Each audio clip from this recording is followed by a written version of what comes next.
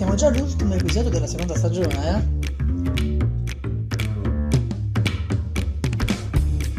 Benvenuti e benvenute in un nuovo episodio del Museum Education Podcast. L'unico podcast al mondo che parla esclusivamente di educazione museale. E benvenuti a questo episodio che sarà l'ultimo episodio della seconda stagione del podcast. Sì, perché dopo questo episodio ci sarà una pausa di un mesetto e mezzo circa, insomma dipenderà un po' dalle situazioni della vita e di tante altre cose, insomma un po' per organizzare e per riprendere anche un po' di fiato, insomma, anche perché cambieranno un po' di cose, ma ne parleremo poi alla fine di questo episodio. Oggi abbiamo con noi un ospite molto importante, quindi non perdiamo ulteriore tempo e passiamo subito alla presentazione e al meraviglioso dialogo che ho avuto con questa ospite che sto per presentarvi. And so we are here today with Aline from the S.M.A.K in Ghent. Hi Aline, how are you? Hi Alberto, fine, I'm great. It's a nice day, so I'm excited. Well, it's 2 nice days because today it's a nice day in Ghent and also in Naples. So before starting all the dialogue that we have today with you, I'm very excited, and I know I can't wait to cry in this episode, like on the last one that the people heard in the podcast. But before, I wanted to ask you, just because maybe someone don't know you and don't know your institution, who are you and what do you do in your life and why? I called you because, I mean, we are on Museum Education Podcast, so there could be at least one way to talk about museum education, no? Yes, of course. So I'm assuming not a lot of people know me, but I'm Aline Van Nereaux. I'm responsible for the mediation, education and participation program at S.M.A.K. This is the Municipal Museum for Contemporary Art in Ghent. And this is, to be frank, this is my dream job, because when I was 14, maybe 15, when the Museum of S.M.A.K just opened, I went to visit it for the first time. And at this time, this was for me the first confrontation with contemporary art. And it was groundbreaking for me. It shook up my world. I was so invested and excited. I wrote to my parents. Yesterday we visited S.M.A.K, and when I will grow up, I want to work there. And so a lot of years later, I do. And my mission is to make sure a lot of other young people get to experience the same excitement I once felt. And then through them, I can feel it again and again. Well, Aline, I really hope to start crying later in this episode, not at the start. Because I could never expect something like this just at the beginning, because it's really, at least for me, it's really moving. I mean, maybe I'm just in a very emotional phase of my life. I don't know, but it is really amazing. And wow! I'm really happy for you, because I this is the first time that I hear a story like this. I have to be honest. Okay. Okay, good. So I did not tell the full story, because later on I went to study art history. And my grandmother asked me, what are you going to do with this? Because we come from a very humble background. We are all my family, they work at the harbor in Antwerp. And then I told her, because at that time in Belgium, the director of S.M.A.K was very famous. It was Jan Hoet. And I told her, I'm going to be the director of S.M.A.K. I'm not going to do that because, well, that's not really my ambition. But because I want to be involved with public and how our visitors experience the museum. So they're my main concern. And as a director, you have many more responsibilities. So I would like to be in connection with our visitors, more on the floor than without Yeah, them. and I think that that is a very important thing to do, and also it leads us to the next main topic before we start digging more about the work that you do and what you did in this year. One of the first guests that I had here on the podcast it was also from Belgium, from the Wheels of Brussels. We had Laura Goman, and she told me that the educational department inside the museum is called the like participatory department, like it was like participatory department, like involving people inside museum. So these directly connect to what you were saying and to the thing that I usually ask to everyone that comes by here, and it is what actually means a museum education for you. For me, museum education is the opportunity to learn from each other. So, and not learning in the formal way like you do in school. So it's not a transfer of knowledge, institutional knowledge, but more a connection between the artists, the artworks, the visitors, and the people who work at the museum. So it's through the art, learning from each other and about each other. That's for me the museum educational department, and the mission we should strive for always. Yeah, I think it's a very shareable thing. But now we can go inside the main topic. Okay, so I contact you because when I saw that you won as the director of the educational department of the S.M.A.K the EMA, the Art Museum Awards, for something that I think it will make me cry, but I don't know.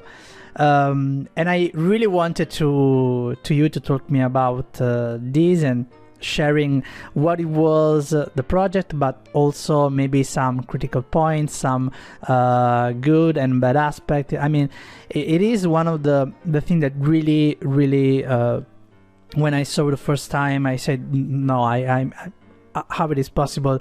I would never see something like this, unfortunately, in Italy. So it's like sharing something that maybe other young people like me is trying to make, but sometimes it's so hard that you start to ask yourself, am I really doing this thing right? And then you see project like this and you think, okay, I'm doing this right. And so I must continue on this way. So I really wanted to say, not to say sorry, but to know a lot more about this project. Wow, great, Alberto. So I think this is a very emotional thing for you to share, because it's and I would like to start my my talk, because this is a topic I care about a lot. So if I'm going to talk too much, you can stop me. But I would first like to say I did not win this award, but all the people I worked with. This is the project we did.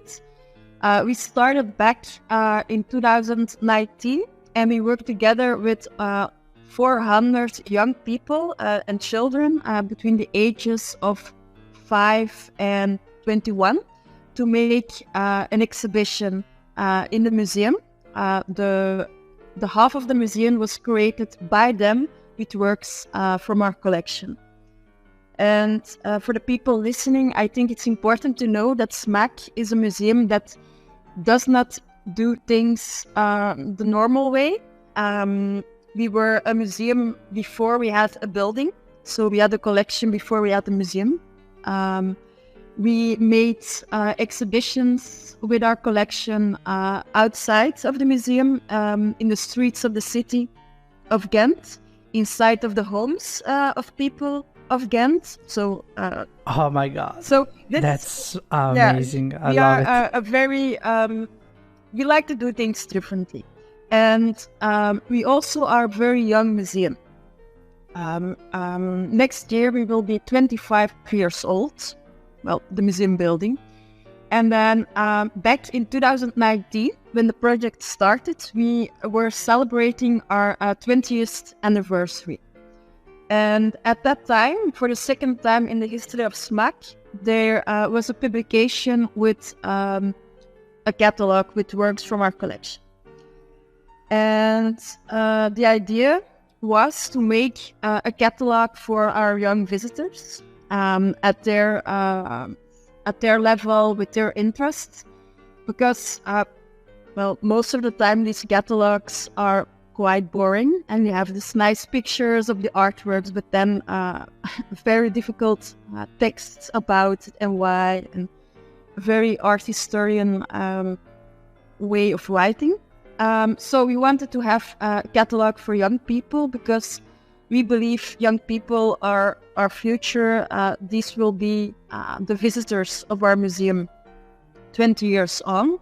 So if they don't feel a connection with our collection and our museum, then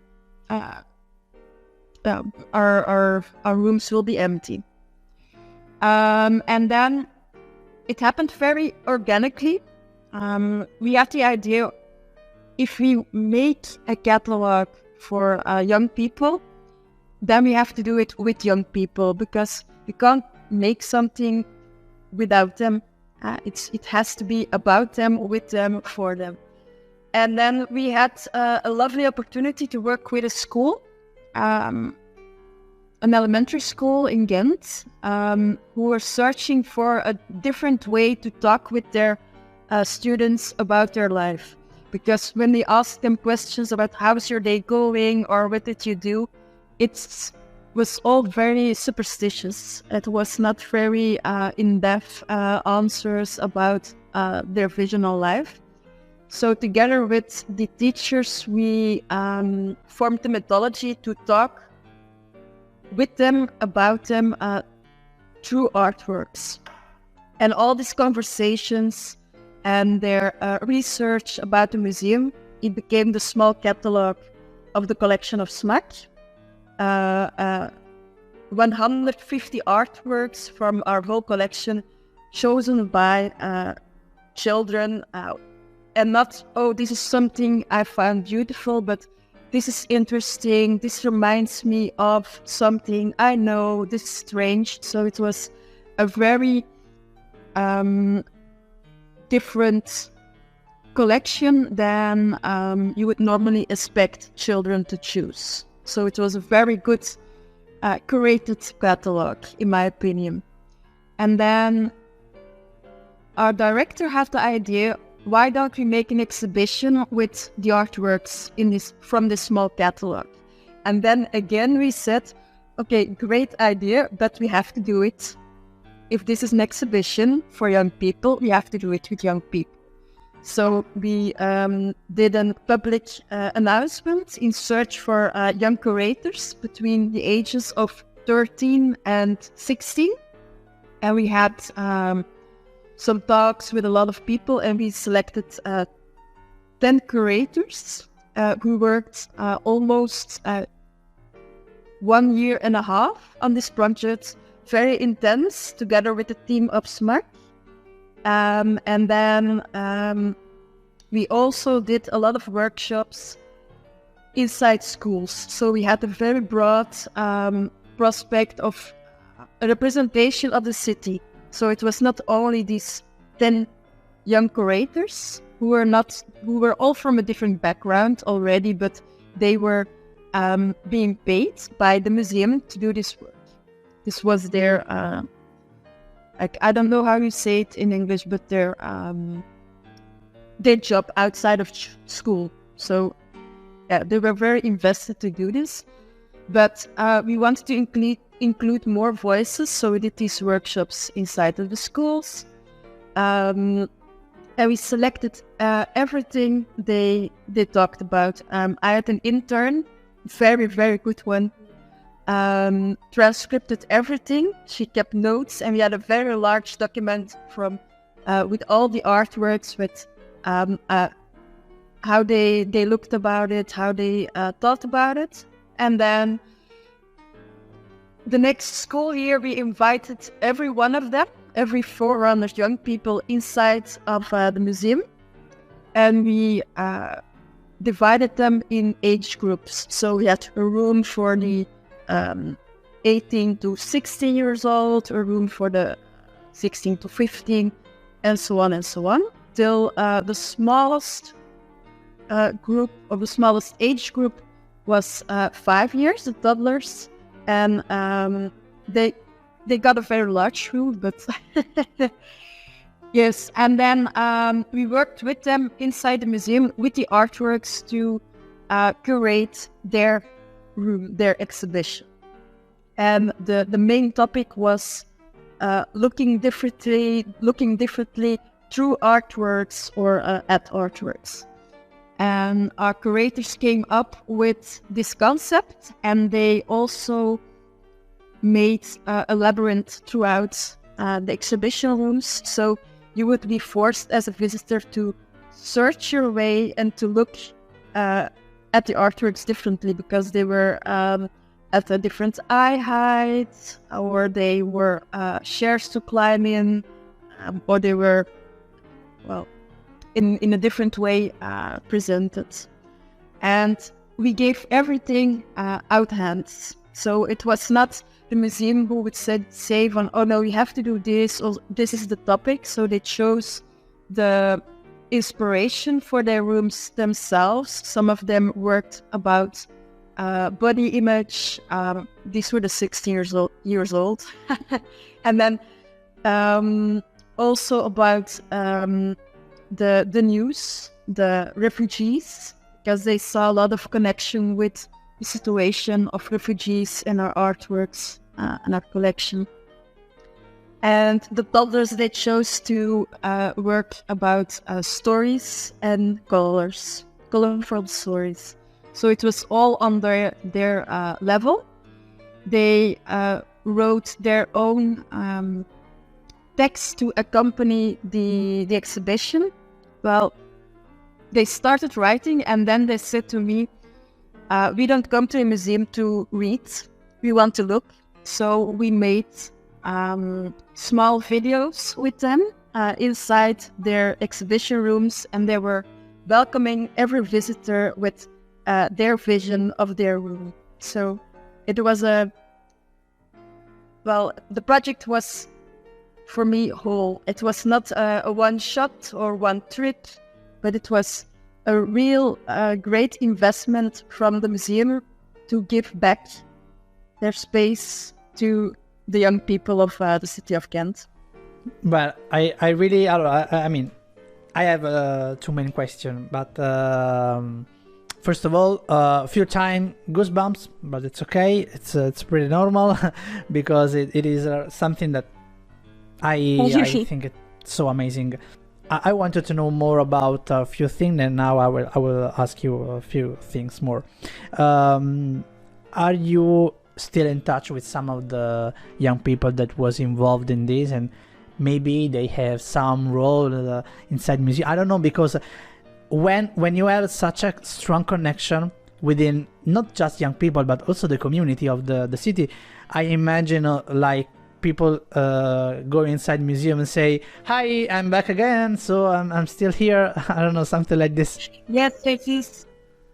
For sure, Alberto, for sure. So when I was in Timisoara for the EMA Awards, the first group I texted was our WhatsApp group of the curators. So to let them know we won. They hop in and out of the museum, and a lot of other people as well. But I've one other story.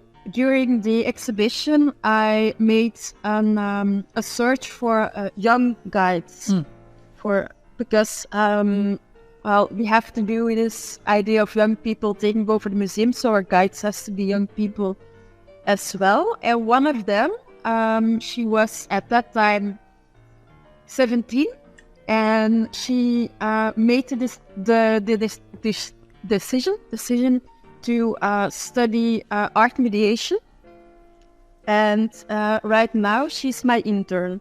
So well, yeah. I was looking for the the job section of S.M.A.K before, and I also saw that effectively is still always in search to increase young people engagement with young guys and stuff like this. So it's amazing, and I really hope I really wanted to see. Starting today from a few years, the youngest one, maybe what will it be the consequence of this project on maybe the toddlers or even the 10 years old, and I mean stuff like this. I mean, it would be amazing also because I think that you expect to continue on this relation with the city as you still was doing. So I think it's amazing, and I wanted to ask you also, what do you think about the project itself, but seeing it in a perspective where usually it's so hard to work as educational department with the curator department and stuff like this. I mean, there are a few cities in few states where this is much simpler, but definitely it's not Italy. But still, I think that this is like starting a new way to see things, because I mean, you are not saying to me that this is not working. It was devastating. It was horrible. No, it was marvelous. It worked. I mean, it was something that really could have changed something also outside the museum. So I think it is a game changer also of how we should see curator things and how museum actually can cooperate with the educational department. So maybe I don't know, I want to know, what do you think about this, and maybe if there is something that you can say to not only people that are interested in museum education, but also people that work inside the museum and maybe want to try to reach something that deep as this project. Yeah, don't get me wrong. It was a very wonderful project, but it's also hard inside the institution of the museum, because it's not that it is difficult to work with curators. They're just people like everybody else, but it's always about giving away power. And you have to be sure that if you give power to other people, that they will get good use of it. You have to empower them, and then you have to trust them. You have to trust that there is knowledge and they're capable in telling stories themselves. And it's not that it should be the only way to make exhibitions from now on, because I think you have to have multiple voices, multiple levels. But it's interesting to see what happens if you do it that way. And yes, it's about giving away your power, and that's always hard for everybody. Yeah. Maybe it's the hardest thing. Also because when you are even you gave the power to the young people. So it's always like I mean, I always say that when we do a good job inside museum with the classroom, with people, with everyone, I mean that we have in front of us, it's when we don't we are useless. I mean, when we are working with people and then we arrive at that point where they go by themselves and we stay like that watching them, okay, we made a good job.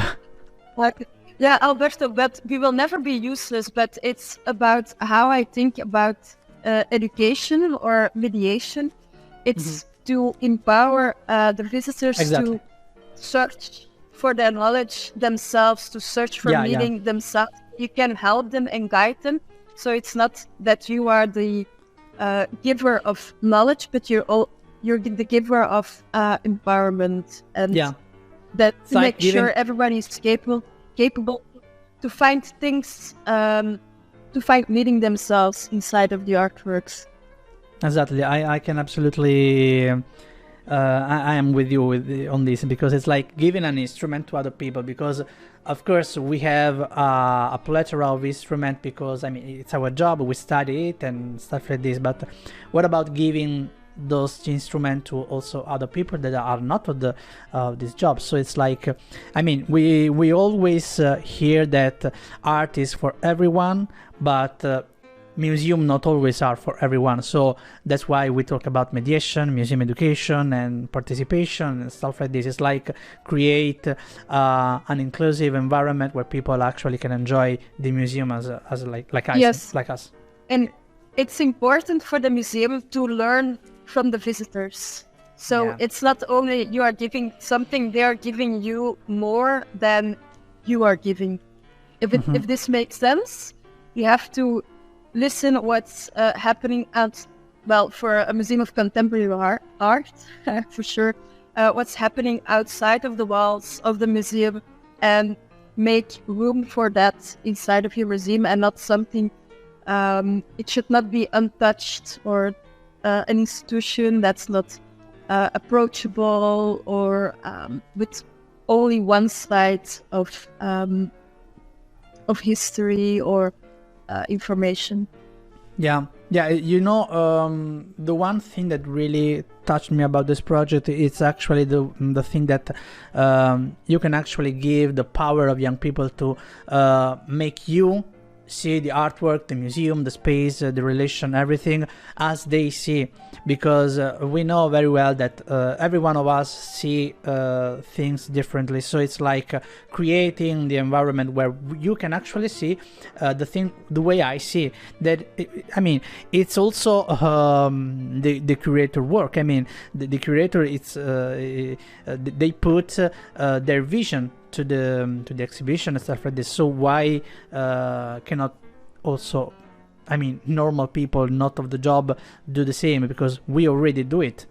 We do it in our private, but this project, what the project do is like giving this vision that every one of us still have, and they cannot take us apart this, but creating the space of the museum like a sharing place for the way I see. So it's, I think that's one of the most important thing, and also the relation with the city, which is, I mean, it's not the first time that you say that the S.M.A.K create the relation with the city, because for example, I didn't know that the first exhibition of the museum was inside the house of the people. So for me it's completely out of mind.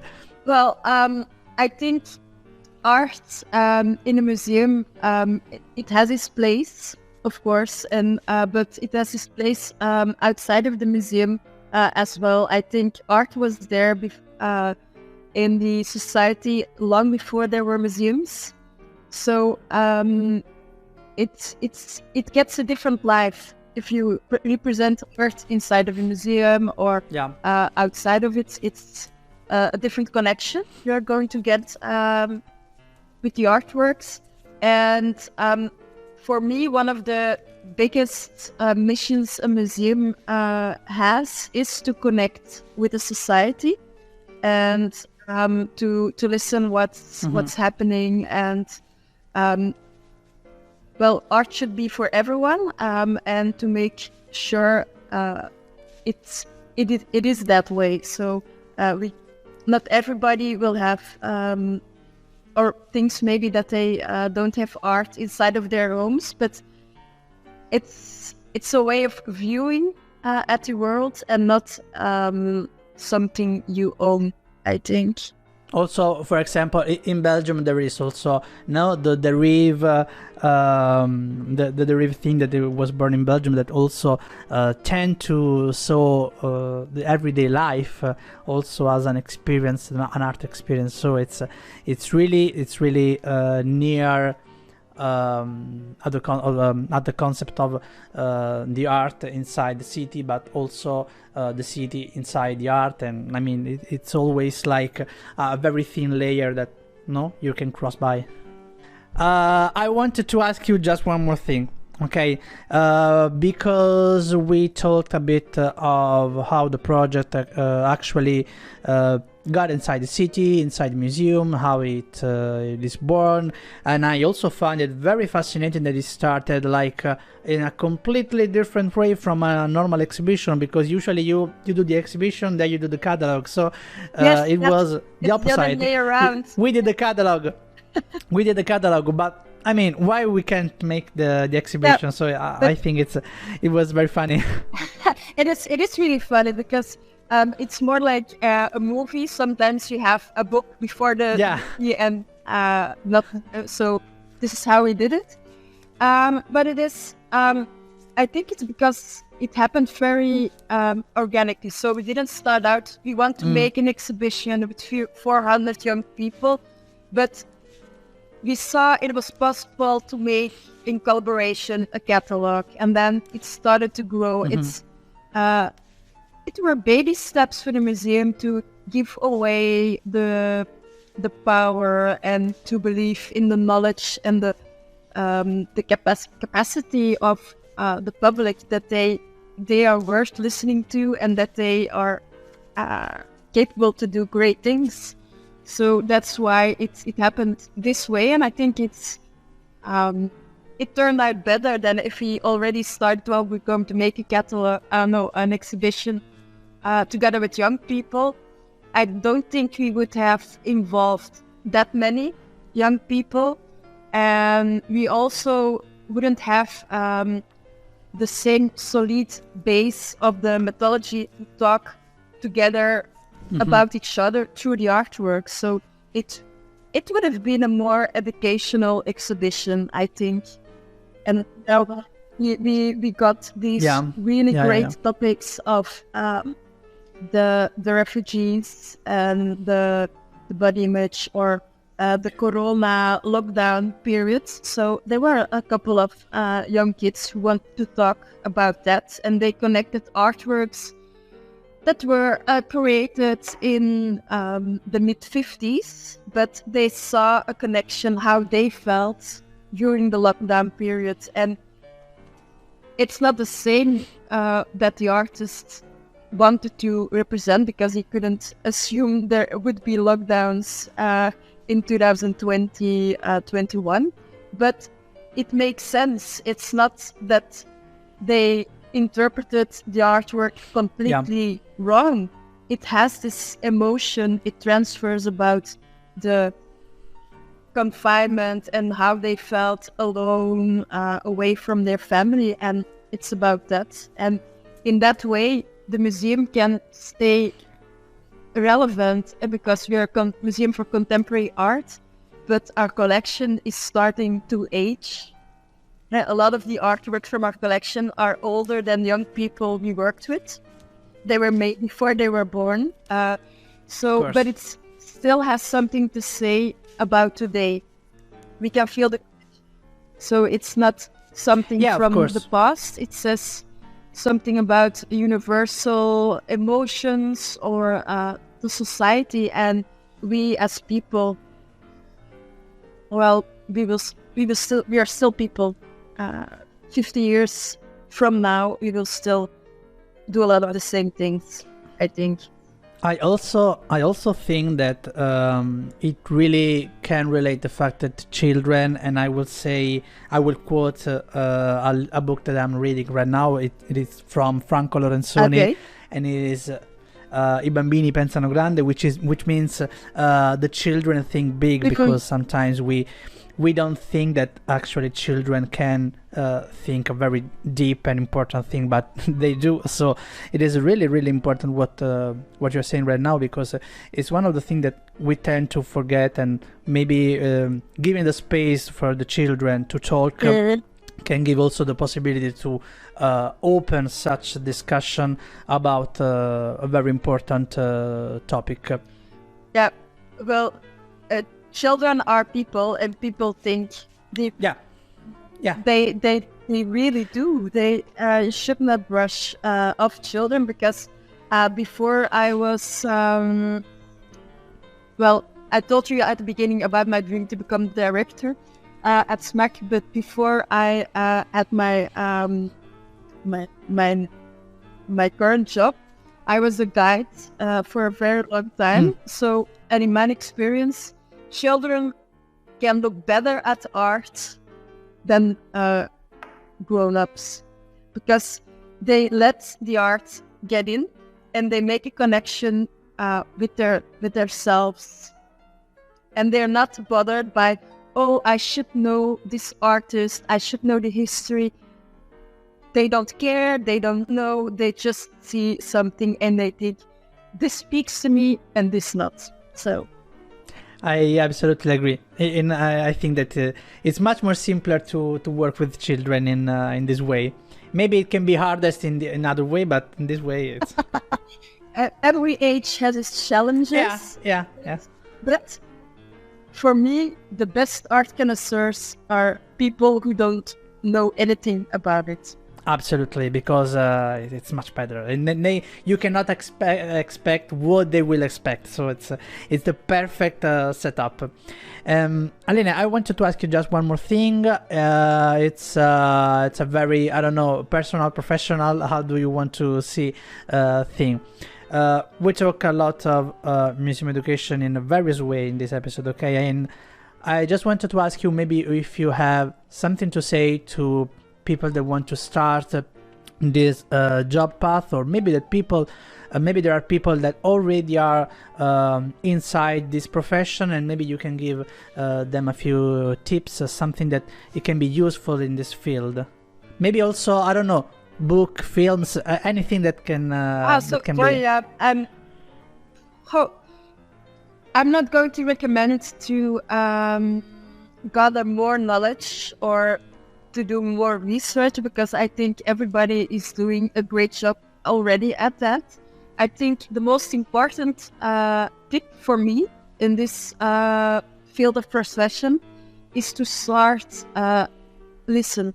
It's just listening, and to talk with a lot of people, and especially with people who say they don't like art or that they don't enjoy art, and be curious and try to understand why they think that, and it will be your job to not to educate these people, but to help them find their joy in the art. So that's my tip. That's a very interesting tip, because it's I think the first time that I hear something like this, and it is very interesting. Maybe it can be also a starting point for the podcast, because maybe I can start to talk with people that doesn't want to be associated with art. It could be very funny. It's not funny because you have to translate also what they are saying. And I think it's important to always questioning yourself, because as soon as you're thinking, oh, everybody should know this, everybody should love this artwork, then you'll not be able to do your job, because you're starting from a position in which you can't really connect with people who doesn't know the artwork yet. You know, there was a guest a few months ago. I recorded the episode when I was in Belgium, actually. She's now a friend of mine and everything. It was Giovanna Brambilla, sorry. And he wrote a book, very interesting book, where she say we don't have to ask ourselves as a museum educators how can we let people enter the museum, but why people should enter the museum. Yes. And should they? I think it's a very simple question, but it's a very deep question, and it really resound in me every day, because it's like questioning about what you do, and always saying like, okay, but I'm doing this because I wanted the people to go inside the museum, or I wanted to give them something, a way to actually feel good inside the museum. I mean, I want them to really go inside the museum, not because the museum it's marvelous and you will learn something. No, it's like I want to go inside the museum because I have something. I have I have something to do there. I mean, there is a way to break, like, no, the spell of the ancient that we still have on of a lot of museum about this kind of relation with the visitors. Yes, it's about the relation you should form, and it's a two-way relationship. So not something the museum only giving to the visitors, but it's the other way around. Because, as I said in the beginning, if you don't invest in your visitors, then you will be just an empty rooms, and you won't be a museum. So, well, Aline, I really wanted to thank you for the time that you are giving to us today, not only to me. And I really can't wait to be back in Belgium and in Ghent to have a nice cup of what you drink in Ghent. I hope not coffee, because I mean, in Italy we are very straight with coffee, so maybe a cup of tea. Yeah, we don't really are on the level of coffee in Italy, of course. But we make do for the times we're not in Italy, so we still drink coffee, but we will give you a very nice cup of tea if you come, Alberto. Okay, that's perfect. Tea is perfect for me. Okay. Great, can't wait. Well, okay. And really, thank you again. Thank you, Aline. You're welcome. I'm happy to talk about my lifelong passion, my mission. It sounds very corny, but it's true. It really is. Well, I can totally. I mean, it's the real. It's why this podcast exists. So, it's the most shareable thing that you could say. Okay, happy to share. Thank you. Bye, Aline. Bye. We will hear each other very soon. I'm sure. Bye. Bye.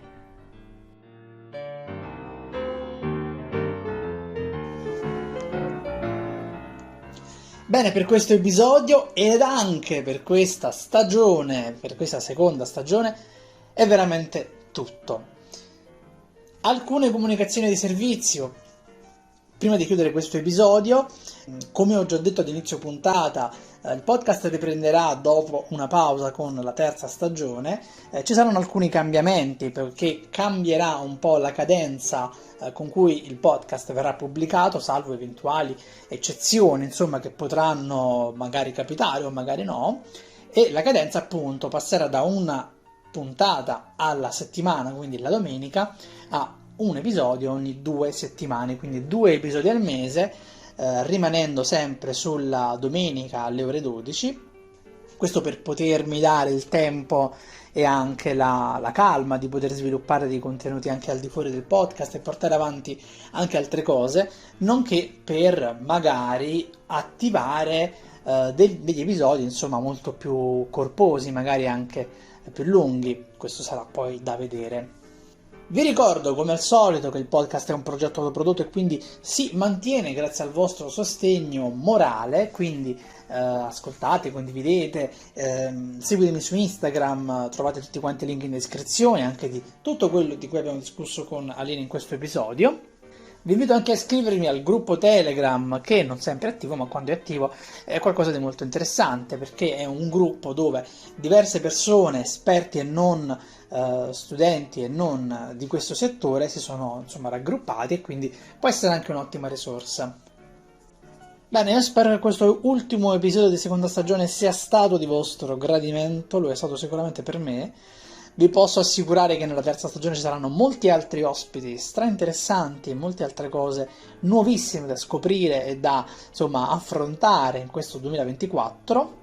Tra l'altro sono molto felice di aver chiuso la seconda stagione all'inizio di gennaio, non alla fine di dicembre, perché è un modo per finire all'interno di un inizio, no?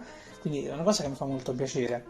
Bene, quindi noi ci vediamo, non si sa bene come, ma per rimanere aggiornati e aggiornate, seguitemi su Instagram, poiché lì troverete tutte quante le informazioni sempre aggiornate e anche lì ci saranno un po' di cambiamenti. Bene, per questo episodio veramente è tutto. Io vi lascio, buona domenica e buon inizio 2024. Ciao!